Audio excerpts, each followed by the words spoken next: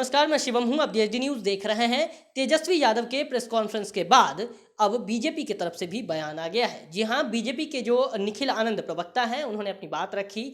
उन्होंने कहा है कि किसान को लेकर जो है वो तेजस्वी यादव कांग्रेस के पटरी पर चल रहे हैं। क्या कुछ बोल रहे हैं निखिल आनंद, जरा सुनिए।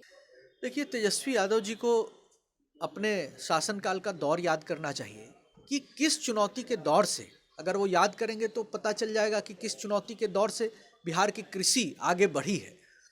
आरजेडी के शासनकाल के दौर में जो एग्रीकल्चर का ग्रोथ रेट था वो निगेटिव था, -16 -20 था।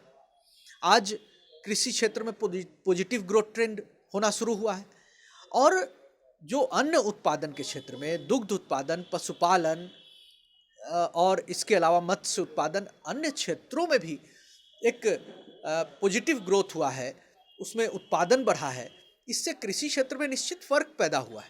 और मुझे लगता है कि तेजस्वी यादव जी अगर कांग्रेस के पिछलग्गू बन के राजनीति करना चाहते हैं तो कोई कुछ भी नहीं कर सकता है। लेकिन मैं एक बार फिर से उनसे रिक्वेस्ट करूंगा कि कृषि बिल के ड्राफ्ट को पन्ने पलटकर पढ़ ले तो उनको समझ में आ जाएगा कि कृषि क्षेत्र में जो कांग्रेस ने देश की आज़ादी के बाद असमान कृषि नीति से एक खाई पैदा करने की कोशिश की थी, उसको हम पाटने की कोशिश कर रहे हैं।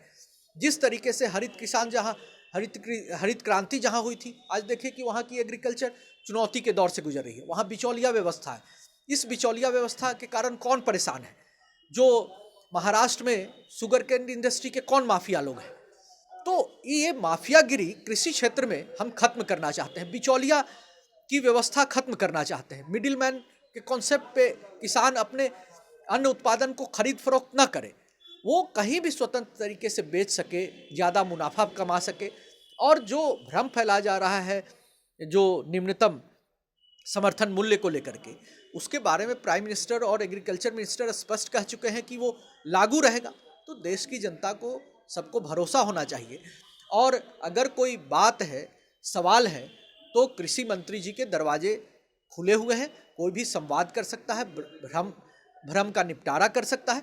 लेकिन भीड़ तंत्र की बुनियाद पर प्रोपेगेंडा करके जबरन अगर किसानों के कंधे पर बंदूक रखकर राजनीति को अलग रंग देना चाहते हैं तो ये मंसूबा किसी का विपक्ष का सफल नहीं होगा।